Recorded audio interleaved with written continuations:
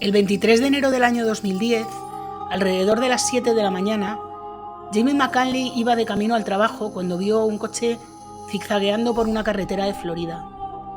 Parecía como si el conductor se hubiera dormido. Mientras llamaba a la policía, observó cómo el coche se salía de la carretera y caía en una zanja. La policía se dirigió al lugar de los hechos pensando que iban a un accidente sin importancia de estos que se producen cada fin de semana. Pero cuando se acercaron al coche descubrieron que aquello no era en absoluto un accidente más. El conductor estaba semi-inconsciente y junto a él encontraron algunas cosas raras que hicieron que saltaran todas las alarmas. Cuando los servicios médicos lograron que el conductor despertara, el hombre los miró fijamente y dijo algo así como: «Le he hecho algo terrible a mi familia».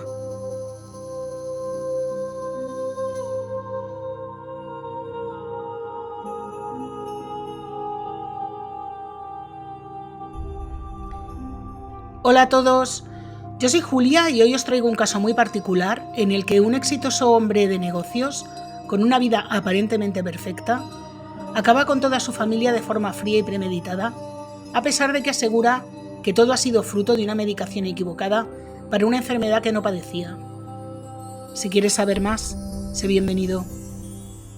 Aprovecho para deciros que si os gustan mis vídeos os podéis suscribir, darme un like, activar la campanita, comentar, compartir y todas estas cosas que sé que soy muy pesada, pero como os digo siempre, a vosotros no os cuestan nada y a mí me ayudan un montón. Y bueno, no me enrollo más y vamos con el caso. Nuestra historia comienza en enero de 2010, cuando, como os he contado antes, en la comisaría de policía se recibe la notificación de un agente de que hay un hombre llamado Neil Jacobson que acaba de tener un accidente de tráfico y que aseguraba que había hecho algo terrible. Cuando la policía se presenta en la lujosa vivienda de Wellington, Florida, donde vive Neil con su mujer y sus 2 hijos, encuentran un escenario horrible que corrobora las palabras de Neil. Frankie, su mujer, estaba tendida en el suelo, mientras que sus 2 hijos gemelos de 7 años, Joshua y Eric, se encontraban cada uno en su cama. Todos habían fallecido por un impacto de pium-pium. Pero, ¿quién era la familia Jacobson y qué había pasado para que acabaran de aquella manera? La familia Jacobson estaba compuesta por Neil, el padre, de 49 años, Frankie, la madre, de 53, y sus 2 hijos gemelos de 7. Frankie Susolkov nació en Queens, Nueva York, el 25 de octubre de 1956, en el seno de una familia judía de fuertes convicciones religiosas, y era la mediana de 3 hermanas que estaban muy unidas, especialmente después de la muerte de sus padres. Frankie, desde muy pequeña, se destacó como una excelente alumna y cuando se graduó fue a la Escuela de Negocios en Baruch College en la ciudad de Nueva York, donde obtuvo una licenciatura en Administración de Empresas con especialización en finanzas. Frankie tuvo tanto éxito en la universidad que nada más acabar de graduarse, consiguió un gran trabajo en una firma de banca de inversión muy conocida y prestigiosa llamada Lehman Brothers, que se encontraba en Wall Street. Su vida como corredora de bolsa era muy estresante y competitiva, por lo que Frankie apenas dedicaba tiempo a otra cosa que no fuera el trabajo. Sus escasos ratos de ocio los pasaba con sus hermanas o bien practicando deporte. No es extraño, por tanto, que fuera precisamente en el gimnasio donde conociera a Neil Mason Jacobson. Neil había nacido en New Jersey en mayo de 1960, en el seno de una familia judía y también muy religiosa. Su madre Goldie era ama de casa y su padre Harold Jacobson era un marine retirado que crió tanto a Neil como a su hermana mayor de una forma muy estricta y exigente. Para Harold, la moral, el respeto y la herencia judía eran los pilares fundamentales de la educación. Y a pesar de las férreas normas que Harold impuso a su familia, Neil estaba muy unido a su padre. Es posible que fuera por eso, por lo que cuando Neil decidió dejar la universidad en su último año, cuando iba a licenciarse en Derecho, Harold apoyó su decisión y le ayudó a forjarse un futuro en el mundo de las finanzas, concretamente las del sector inmobiliario, que era precisamente el segmento del mercado en el que Harold estaba especializado. Neil encontró rápidamente trabajo en una empresa de Long Island, en la que era corredor de bolsa inmobiliario. Fue esta coincidencia en los trabajos de ambos lo que hizo que Neil y Frankie se llevaran bien desde un primer momento. Como digo, se conocieron en un gimnasio del bloque de apartamentos en el que ambos residían en el año 1989, cuando Neil tenía 29 años y Frankie 33. A Neil le encantó conocer a una mujer que estuviera en lo más alto de su carrera profesional en Wall Street, y esto le dejó bastante impresionado. Frankie no solo entendía a la perfección el trabajo de Neil y compartía sus intereses y ambiciones, sino que además era una mujer muy guapa y además judía, lo cual era muy importante para ambos. Poco a poco fueron desarrollando una amistad que se tornó al final en una relación y en el año 1990, concretamente el 1 de enero, Neil sorprendió a Frankie con un viaje a Colorado para Año Nuevo y mientras estaban allí le propuso matrimonio. Se casaron un año y medio después, el 29 de julio de 1991, y durante los 2 primeros años de matrimonio la pareja hizo poco más que trabajar. Sin embargo, en 1993, un poco hartos de la vida estresante que llevaban en Manhattan, decidieron dejar sus trabajos y mudarse a New Jersey, que es donde residían los padres de Neil. Harold Jacobson regentaba en ese momento un próspero negocio inmobiliario que le había hecho ganar muchísimo dinero, por lo que Neil, animado por su padre, decidió abrir su propia empresa de corretaje hipotecario. Y le fue tan bien que en poco tiempo Frankie decidió unirse a su esposo y encargarse de otra línea del negocio. Con el tiempo, la pareja desarrolló una relación laboral muy sólida, ya que se complementaban perfectamente, lo que los convirtió en un equipo muy eficaz que logró hacerse con una pequeña gran fortuna en poco tiempo. Transcurridos aproximadamente 6 años, cuando ya tenían el negocio encarrilado, los padres de Neil deciden mudarse a Florida, donde quieren abrir su propia empresa inmobiliaria y donde además tienen pensado retirarse al cabo de unos pocos años. Es así como los padres de Neil se trasladan a Florida, concretamente a la ciudad de Ponte Vedaya West en Boynton Beach. Este traslado deja a Neil un poco apesadumbrado porque estaba muy unido a sus padres, especialmente a su padre Harold, al que le consultaba siempre todo lo que tenía que ver tanto con el negocio como con la familia. Por eso Neil siempre quería estar cerca de ellos. A pesar de todo, Frankie y Neil siguen con su vida en Nueva Jersey y en el año 2002 compran una casa increíble con 5 dormitorios, 4 baños, 470 metros cuadrados en la urbanización de Ocean Township. Básicamente era una mansión enorme con grandes ventanales, vistas al mar, una escalera de caracol, columnas romanas, una chimenea, un patio enorme, en fin. Yo cuando oigo columnas romanas y escaleras de caracol, en mi cabeza suena una cosa espantosísima. De estas casas para aparentar que luego tienes que limpiar, calentar y mantener, pero bueno, a ellos por lo visto les debía gustar bastante lo de aparentar. Cuando compraron la casa, la idea del matrimonio era aumentar la familia y querían espacio para hacerlo. Concretamente querían unos 150 metros cuadrados por cabeza, más o menos. Pero tenían un gran problema y es que Frankie tenía 33 años cuando conoció a Neil, 35 cuando se casaron y ya habían pasado unos cuantos años, concretamente 10, con lo cual Frankie ya había cumplido los 45 años y le estaba resultando muy complicado quedarse embarazada. Sin embargo, después de varios procesos de fecundación in vitro que habían fracasado, en la primavera de 2002, Frankie por fin se queda embarazada y nada menos que de gemelos. Bueno, en realidad los niños no eran gemelos, eran mellizos, pero es que en inglés no se distinguen, los llaman igual a los gemelos que a los mellizos. Bueno, el caso es que el 19 de enero del año 2003, la pareja dio la bienvenida a Eric Samuel Jacobson y a Joshua Harris Jacobson. Y como os podréis imaginar, la vida de los Jacobson cambió a partir de ese momento. Pero no solo la vida de la pareja, sino también la vida de los padres de Neil, a los que les costaba muchísimo estar lejos de su hijo, pero sobre todo de sus nietos. Se pasaban el día yendo y viniendo de Florida, y aunque el negocio les estaba yendo muy bien y podían permitirse los viajes de Nueva Jersey a Florida siempre que quisieran, cada vez era más difícil separarse.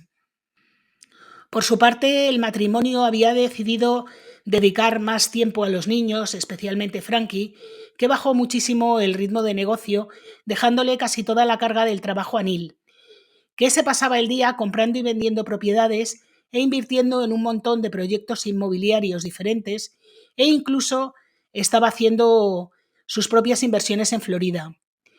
Estas inversiones le servían no solo para ganar dinero, claro, sino también para pasar más tiempo con sus padres. Fue por ello que, pasados unos meses, Neil convenció a Frankie para hacer el pago inicial por una casa en construcción en la urbanización de Isles at Wellington, en Florida, una zona carísima en la que prácticamente solo viven millonarios. Una zona que además está catalogada como una de las mejores zonas para vivir de todo Estados Unidos. Neil convenció a Frankie porque era una manera de quedarse en su propia casa cuando iban a Florida a visitar a los abuelos y a seguir los negocios que tenían allí. Que digo yo que si a los padres de Neil les iba tan bien y tenían su propia casa en Florida, la familia también se podía haber quedado en casa de los padres. Pero no sé, son cosas que se me ocurren a mí, no sé. Llamadme rara. Bueno, el caso es que entre los negocios que Neil tenía en Florida, estaba construyendo un gran bloque de apartamentos, bueno, lo que ellos llaman condominios, en la zona de Lantana, para luego alquilarlos y con lo que sacaba por el alquiler pagar la hipoteca de estas casas. Y también, de paso, la que había comprado en Isles at Wellington. A la pareja le estaba yendo muy bien y presumían de tener más de $1 millón en el banco. Así que, en teoría, esta inversión no debería ser ningún problema. A pesar de todo, Frankie no estaba muy convencida de comprar una casa tan carísima en Florida, porque a ella le encantaba su casa en New Jersey y porque además Neil estaba invirtiendo en un montón de proyectos en ese momento en la zona de Lantana y le parecía un poco arriesgada tanta inversión. Pero sobre todo tanta inversión en Florida. Y es que Neil cada vez pasaba más tiempo en Florida y menos en New Jersey. Hasta que llegó un momento en que Neil le planteó a Frankie la posibilidad de trasladarse definitivamente toda la familia a la casa que habían comprado en Wellington. Además, a esto se sumó el hecho de que en la primavera de 2005 a Harold le diagnosticaron un cáncer, lo que complicaba mucho los viajes de sus padres. Así que, aunque a Frankie no le apetecía mucho, finalmente decidió que lo mejor que podían hacer era trasladarse a Florida. Así que el 4 de julio del año 2007, cuando ya había pinchado la burbuja inmobiliaria en Estados Unidos, la familia se trasladó definitivamente a Florida. Antes del viaje habían puesto a la venta la casa que tenían en New Jersey. Y aunque sabían que les iba a ser complicado venderla, la familia estaba muy optimista porque donde ellos vivían era un sitio con un nivel socioeconómico muy alto, con unos ingresos medios por unidad familiar de $100.000 al año, donde las casas costaban más de $1 millón y se estaban vendiendo a muy buen ritmo. Realmente en Florida aún el mercado inmobiliario estaba muy pujante. Sin embargo, el que debería haber sido un gran momento de felicidad para Neil se tornó en tristeza porque solo 2 meses después de la mudanza, Harold falleció. A pesar de todo, Neil intentó estar lo más cerca posible de su madre en ese complicado momento y no pasó mucho tiempo hasta que volvió a ser el mismo y volvió al trabajo. Se pasaba todo el día vendiendo hipotecas, yendo de un lado para otro, y aunque le costó superar la pérdida, Neil estaba muy activo.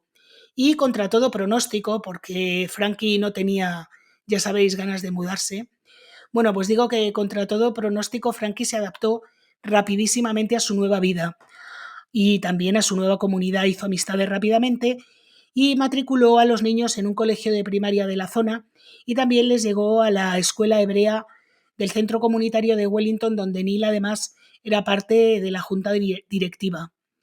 Y por si toda esta actividad no fuera poco, Frankie estaba ayudando a Neil desde casa con sus negocios mientras cuidaba de los niños y participaba en acciones benéficas. Neil, por su parte, como ya os digo, estaba metido en diversos proyectos de inversión, sobre todo inmobiliarios, pero también estaba financiando programas para volver a abrir y operar minas de oro, compañías de combustible para aviones e incluso era el presidente de una compañía que vendía hormona del crecimiento. Parecía que cualquier cosa en la que Neil pudiera meter la cabeza ahí la metía. Su último proyecto fueron unas energías alternativas y que para impulsarlo escribió más de 400 cartas a mano a diversos organismos gubernamentales, concretamente a los gobiernos de 67 condados de la zona. Neil parecía estar imparable y tener una energía infinita. Estaba, como os digo, todo el día de aquí para allá. Pero llegó un momento en que tuvo que parar porque su salud se resintió. De la noche a la mañana comenzó a sentirse muy cansado y algunos días incluso le costaba levantarse de la cama. Frankie estaba tan preocupada que prácticamente le obligó a ir al médico. El médico le hizo una revisión y una serie de análisis que revelaron que Neil podría padecer hipotiroidismo. Sus niveles estaban por encima del límite normal, que está normalmente entre 0,40 y 4,5, y el suyo estaba en 5,4. El hipotiroidismo puede hacer que una persona se sienta cansada, que aumente de peso, que no tolere el frío y además sienta dolores y molestias, debilidad en las articulaciones, piel muy seca, pérdida de cabello, depresión, incapacidad para concentrarse, y algunas cositas más. Pero como los resultados de Neil no estaban en el rango más peligroso, que sería el que pasa de 6 o 7, su médico decidió esperar a ver qué pasaba. Y le dijo que volviera pasados unos meses para hacerle nuevamente análisis y ya así ponerle en tratamiento si era necesario. Así que fueron pasando los meses y Neil estaba cada vez más mareado y le resultaba casi imposible trabajar. Había aumentado de peso y en general se sentía fatal. Tanto que Frankie le dijo a sus hermanas que estaba muy, muy preocupada por los síntomas de Neil. Concretamente le dijo a su hermana Robin que Neil no se estaba cuidando mucho y que no estaba actuando de una manera normal y que estaba muy, muy preocupada porque no sabía qué hacer. Estaba tan preocupada que Frankie llegó incluso a llamar a la hermana de Neil para ver si ella conseguía que Neil fuera al médico, pero su hermana no lo consiguió. Y posteriormente Frankie habló con la madre de Neil, con Goldie, pero la madre no le dio mayor importancia al tema y dijo que a su hijo no le pasaba absolutamente nada. Así fueron pasando los meses hasta que el día 2 de enero del año 2010, Frankie, hartísima, se plantó y le dijo a Neil: mira, hasta aquí hemos llegado. Vamos al médico ahora mismo porque a ti te pasa algo y esto hay que solucionarlo. Realmente Frankie lo que pensaba es que Neil tenía un poco de depre, porque había perdido a su padre hacía poco tiempo y también a uno de sus mejores amigos, con el que estaba muy, muy unido, y pensaba que esto le había afectado tanto física como emocionalmente. Sin embargo, con las vacaciones de Navidad, los médicos habituales de Neil no estaban, así que Frankie encontró un sitio de atención urgente llamado Wellington MedStat, que era una clínica de atención sin cita previa que estaba justo al lado de su casa.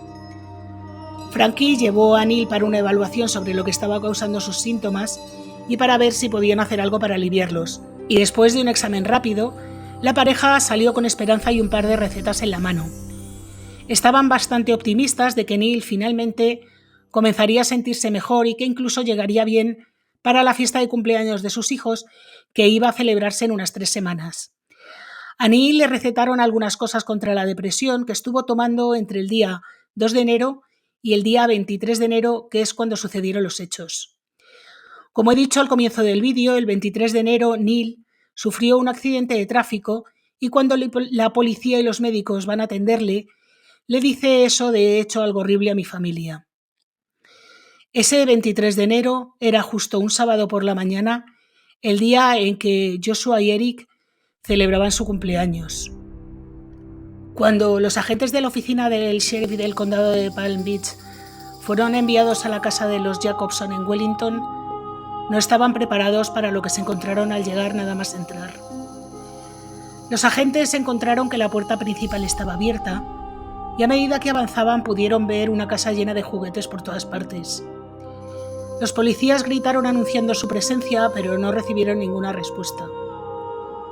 Después de atravesar la sala de estar, entraron en un pasillo que desembocaba en el dormitorio principal y tan pronto como el detective entró en la habitación vio una mujer tendida en el suelo.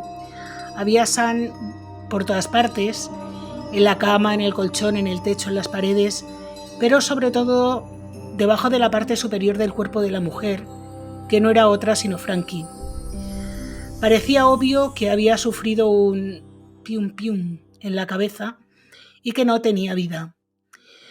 Mientras avanzaban por un segundo pasillo, encontraron una pizarra de niños que decía 2010, feliz año nuevo, y todo decorado con fuegos artificiales.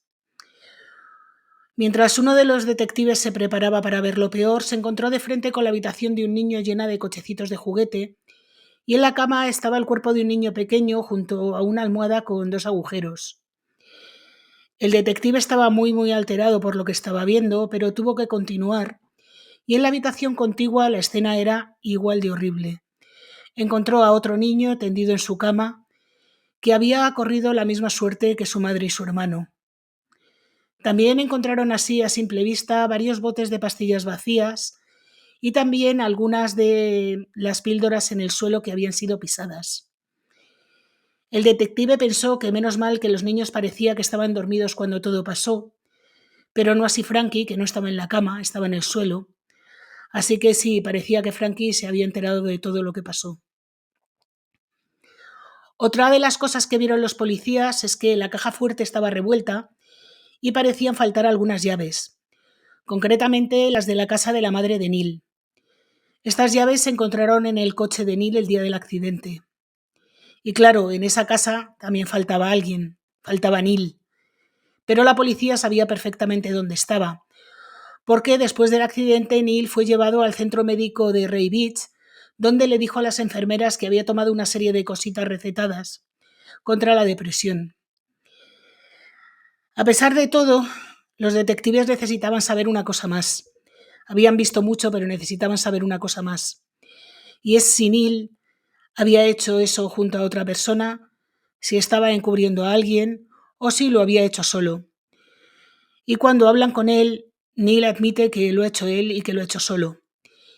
Y luego procede a darles unas explicaciones de todo lo que había hecho con detalles muy gráficos, pero con una forma de hablar muy rara, entrecortada, y pronunciando tan mal que no parecía que estuviera en sus cabales. Pero lo que sí fue capaz de decir es que se descontroló, que perdió la cabeza, que no era él y que no había sido él durante meses, que no había dormido desde hacía un montón de días, que tenía problemas muy graves, que escuchaba voces, que tenía alucinaciones y que todo eso llegó a un punto crítico esa mañana de sábado cuando se acercaba el cumpleaños de los niños. Dijo que eran las 6 de la mañana, que estaba acostado en la cama junto a su mujer y lo siguiente que recuerda es que estaba de pie en su armario buscando en el estante superior las pium pium, mientras Frankie le gritaba desde el otro lado de la habitación preguntándole que qué estaba haciendo en el armario. Cuando salió del armario apuntó directamente a su mujer y le dijo: cariño, se acabó, no hay otra manera. Luego se acercó a ella mientras ella le suplicaba y le preguntaba por los niños y Frankie le repitió: tenemos que irnos. Frankie, por supuesto, luchó, se abalanzó sobre Neil, intentó quitarle la pis, pero todo fue inútil. Como ya os he contado anteriormente, todo fue inútil. Durante la narración de estos hechos, Neil no hacía más que preguntarle a la policía si habían leído la carta, si habían leído la carta y si habían leído la carta. Y la policía, ya un poco harta, le dijo que sí, hemos leído la carta. La hemos encontrado en el suelo del coche. Una carta mecanografiada en la que, en teoría, había una nota de autodesvivimiento.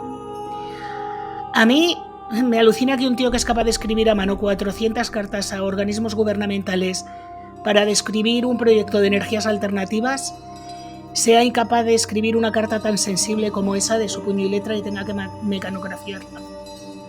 Pero bueno, cosas que pasan. Las 5 páginas de la carta estaban fechadas el mismo 23 de enero, el día que había ocurrido todo, e incluían información de a quién se debería avisar, cómo debían proceder, todo tan detallado que no pareciera que hubiera estado escrita por alguien que estuviera fuera de sus cabales. En teoría la escribió después de tomarse las pastillitas. Entre otras cosas, la carta decía: estoy avergonzado y arrepentido de lo que he hecho. Se trata de un acto que no puede ser comprendido y que ni siquiera yo mismo comprendo.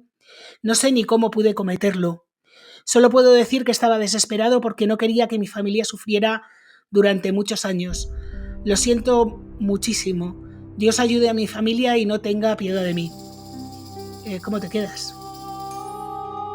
Pero al margen de estas explicaciones, en las que reconoce que lo ha hecho y reconoce que estaba tomando algo y que estaba fuera de sí, a la policía le faltaba saber exactamente la motivación de Neil.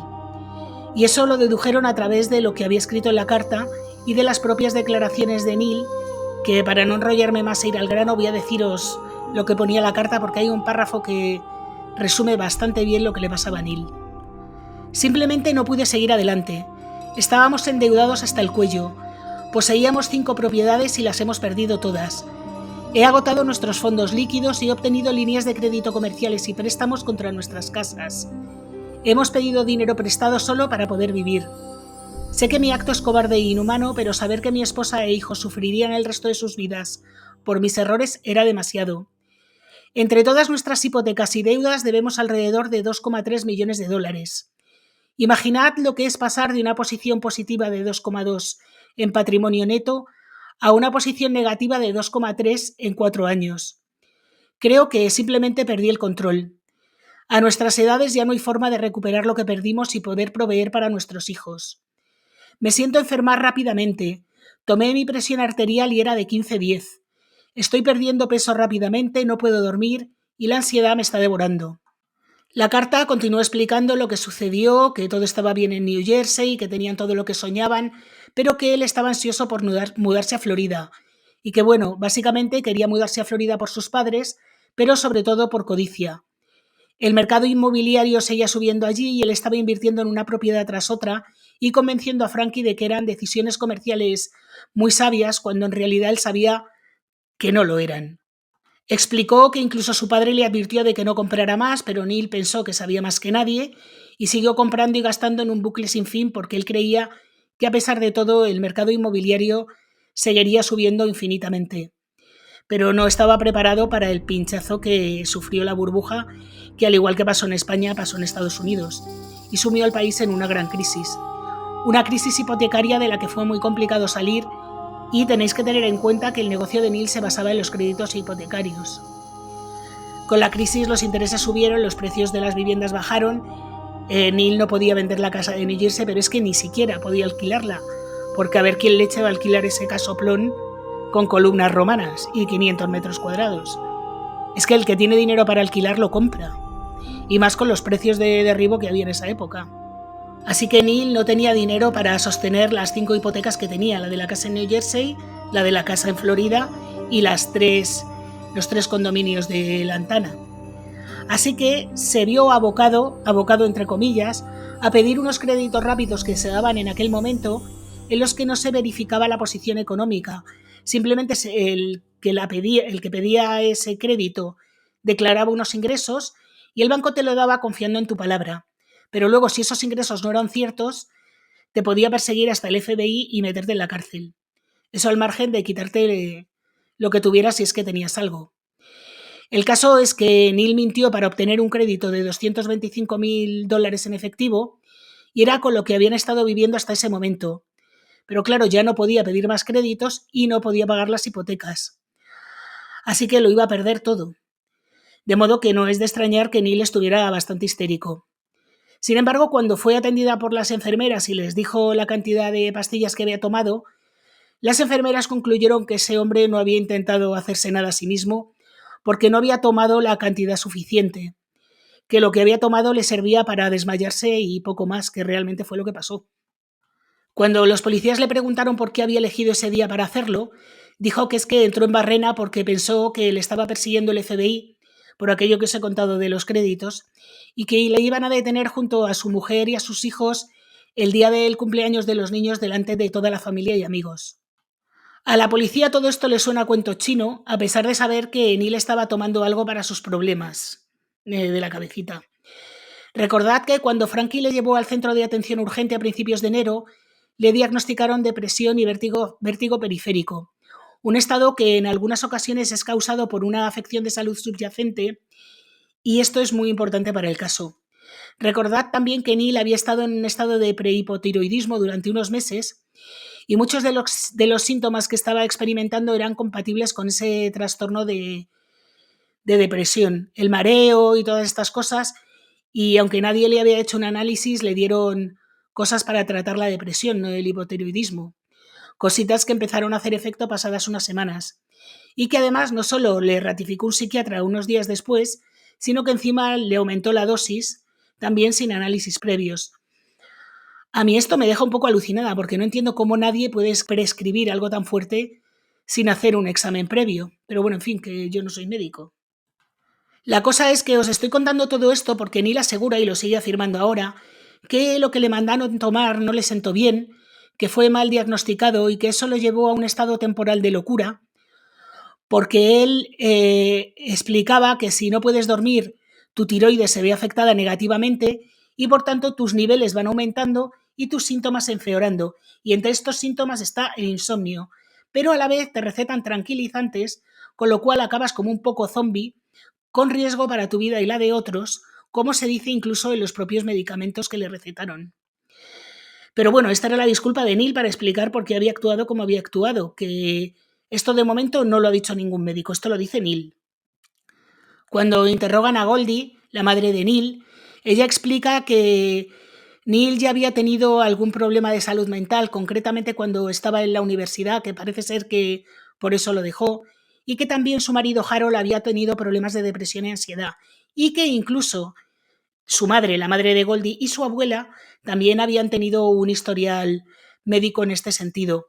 O sea que ella creía que esto era hereditario y que probablemente Neil estuviera deprimido y hubiera cometido lo que hubiera cometido, lo había hecho porque tenía un problema de salud mental. Así que hasta ahora tenemos dos teorías, ambas relacionadas con medicamentos, que son las que en teoría explican por qué Neil había actuado así.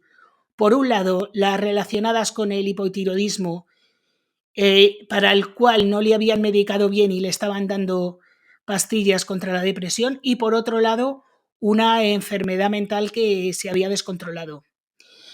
Y ahora os voy a contar la tercera teoría, que es la que desarrolló la Fiscalía, que no tiene absolutamente nada que ver con lo que estaba tomando Neil.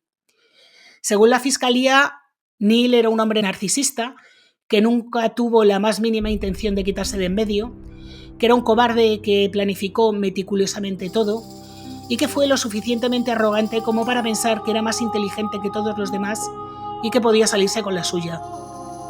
La Fiscalía aseguraba que Neil no podía soportar que su mujer y sus hijos lo vieran como un fracasado y que su ego tampoco podía aguantar un golpe como ese. Pero es que además Neil quería un nuevo comienzo y para ello necesitaba deshacerse de las cosas que le provocaban esos sentimientos de inferioridad y de culpa, de modo que así no tendría que cumplir con las expectativas de nadie. Si su familia desaparecía, él se quedaba libre para sentirse liberado de la culpa y hacer lo que quisiera. ¿Y por qué pensaba esto la Fiscalía? Bueno, por una cosa que no os he contado hasta ahora. Y es que en el registro de la vivienda, la policía encontró una carta idéntica a la que encontraron en el coche de Neil. Una carta idéntica, pero fechada 3 días antes. Eran exactamente las mismas 5 páginas de excusas y divagaciones que Neil había sacado del ordenador. Es decir, que la policía piensa que esa nota la tenía escrita hace tiempo y le iba cambiando la fecha y le daba a imprimir según le venía bien o según él tenía pensado actuar. Es decir, que la policía tiene claro que Neil hizo un primer intento el día 20 pero se echó atrás y luego ya el día 23 lo intentó de nuevo y esta vez sí lo hizo. Es decir, que esa no fue una decisión instantánea de alguien que ha perdido la cabeza en un ataque de locura. Esto era algo premeditado que llevaba pensando y planeando mucho tiempo. Así que con todo esto, la carta, la confesión grabada, los restos biológicos que se encontraron en la casa y otro montón de pruebas y evidencias, y con el testimonio de algunos médicos, la policía cree que tiene un caso lo suficientemente sólido como para llevar a Neil a juicio, acusándole de 3 homicidios intencionados, para lo cual pueden pedir la pena máxima. La Fiscalía está prácticamente convencida de que Neil se va a declarar culpable y va a confesar todo para evitar precisamente esta pena máxima. Y que, gracias a esa confesión, no va a sufrir la pena máxima, pero va a pasar el resto de su vida en la cárcel. Pero no, Neil se declara no culpable por razón de demencia, lo que significaría que no tendría que pasar por la cárcel, sino por un hospital psiquiátrico hasta que se curara y luego libre. Así que claro, la fiscalía no tiene más remedio que llevarle a juicio.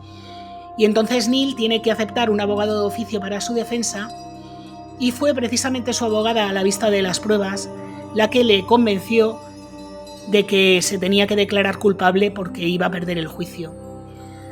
Así que, bueno, Neil al final se declaró culpable, le condenaron a 3 cadenas perpetuas consecutivas sin posibilidad de condicional, y Neil fue mandado a la cárcel.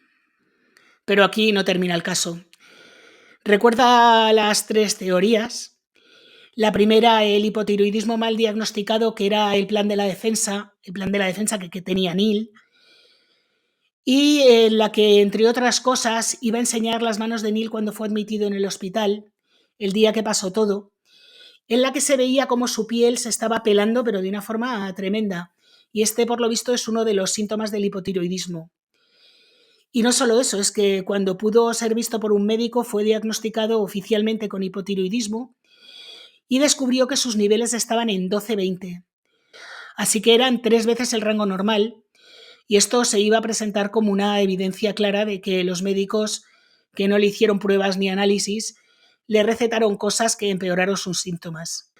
La segunda posible línea de defensa era la que defendían su madre y también su hermana, que decían que Neil sufría un problema de salud mental no diagnosticado, y de hecho cuando Neil entró en prisión le diagnosticaron un trastorno bipolar, lo que significa que todo lo que le dieron para la depresión estaba contraindicado y le hacía que sufriera una especie de psicosis y manía persecutoria. Y luego estaba la teoría número 3, que es la que defendía la fiscalía y que yo creo que es cierta completamente, y es que Neil estaba sufriendo de personalidad narcisista, y esto es lo que pensaban utilizar en la fiscalía para que muchos expertos testificaran a favor de la acusación. Por lo visto había signos de que la forma que tenía Neil de hacer las cosas era que básicamente hacía siempre lo que le daba la gana, que los demás no le importaban y que, por supuesto, tampoco le importaba si tenía que llevarse a su familia por delante o gastar dinero que no tenían. Los narcisistas son gente que se creen más inteligentes y mejores que los demás y que tienen derecho a todo y a hacer lo que les da la gana, y que siempre están persiguiendo el éxito o los que ellos consideran el éxito. Un éxito que no sirve para otra cosa más que para aumentar su ego. Recordad que se mudaron a Florida porque él se empeñó, a pesar de la opinión de su mujer. Recordad que compraron esa casa tan cara aunque Frankie no quería. Recordad que siguió invirtiendo y comprando a pesar de los consejos de todo el mundo, incluido su padre. Y eso es porque él creía que era invencible y que lo que él pensaba era lo bueno y no admitía consejos. Pero bueno, a pesar de todo, confesó e ingresó en prisión, pero Neil no se quedó quieto. Cuando entró en la cárcel, comenzó a refrescar sus conocimientos de derecho y a actuar como su propio abogado, y decidió demandar por $25 millones a cada uno de los siguientes. Al psiquiatra que le aumentó la dosis después de ir a la clínica médica. Al médico de la consulta médica primera, que decidió no medicarle. Al que le había mandado las pastillas sin hacerle análisis. Al fabricante de los medicamentos, al distribuidor de los medicamentos y a la compañía de seguros porque le dieron recetas sin que el médico adecuado las firmara. Para todas estas demandas escribió a mano cientos de documentos. ¿Sabéis lo que no escribió a mano? Pues eso. En su defensa dijo que estaba demandando a estas compañías para evitar que lo que le pasó a él le pasara a otras personas y que pensaba donar todo el dinero a la caridad. Bueno, esto no se lo cree ni él. Especialmente con todas las deudas que tenía con los bancos, está claro que los primeros que iban a cobrar eran los bancos y también el gobierno porque debía bastante dinero en impuestos. Pero bueno, en fin. Por lo visto, O'Neill se basó en unos cuantos casos que habían sucedido en los últimos años, con temas muy, muy parecidos a los de Neil, pero en todos estos casos, la persona que había cometido los crímenes acabó quitándose la vida. Esto no es lo que hizo Neil. Bueno, y como os podéis imaginar, todas las demandas fueron desestimadas y no recibió ni un duro. Pero, por si todo esto fuera poco y no tuviera Neil ocupado escribiendo cartas a mano, en el año 2015 presentó una petición al juzgado para apelar su condena. Esto ocurrió justo después de que falleciera su madre. Goldie tenía 83 años cuando la encontraron detrás del volante en un accidente de tráfico, cuando iba a muchísima velocidad, sin ninguna evidencia de que hubiera pisado el freno. Cuando le hicieron la autopsia, le encontraron un montón de pastillitas en el cuerpo muy parecidas a las que tomaba Neil cuando pasó todo. Bueno, el caso es que, como os digo, Neil preparó una apelación porque dijo que no había tenido una representación legal eficaz y que le habían convencido de hacer una cosa que él creía que era errónea, y que por eso impidió que su argumento en el juicio fuera la intoxicación voluntaria, y que si hubiera sido informado correctamente, pues habría ido a juicio y probablemente lo hubiera ganado, según él, claro. El Tribunal de Apelaciones le concedió una audiencia especial en la que él hizo de su propio abogado y sobre la que no he podido encontrar ninguna información. Pero el caso es que Neil sigue en prisión, así que no creo que le hicieran mucho caso. De lo que sí he encontrado información es que actualmente solo está tomando algo para controlar el hipotiroidismo, nada de salud mental. Y ya para acabar, que este caso se está haciendo larguísimo, os voy a contar una cosa muy triste, y es que tanto los niños como Frankie estaban enterrados en el cementerio judío de la localidad de Wellington, en unas parcelas que fueron donadas por el propio cementerio, pero que no tenían lápidas. Yo no entiendo por qué la abuela o las tías, que bien podían habérselas puesto, pero no lo hicieron. No sé por qué. Así que se creó un crowdfunding para financiarlas, pero no hubo ningún donante. Hasta que en el año 2003 un anónimo dio un paso al frente y donó $3.000, que no eran suficientes para cubrir todos los costes, pero bueno, el cementerio decidió intervenir y puso lo que faltaba. Así que ahora tanto Frankie como los niños tienen sus lápidas en el cementerio. Y bueno, hasta aquí el caso de hoy, que me parece muy triste, sobre todo este final me ha dejado un poco fría. Y bueno, como os digo, hasta aquí el caso de hoy. Decidme por favor a vosotros qué os parece el caso, si este hombre tenía razón, si había sido la medicación, si vosotros creéis que es un narcisista de manual, o bueno, todo lo que vosotros penséis. Y si os ha gustado el caso, por favor, dadme un like, suscribiros, comentar, compartir y todas estas cosas, que ya sabéis, como os digo siempre, que a vosotros no os cuestan nada y a mí me ayudan un montón. Y bueno, muchas gracias por verme y hasta la semana que viene.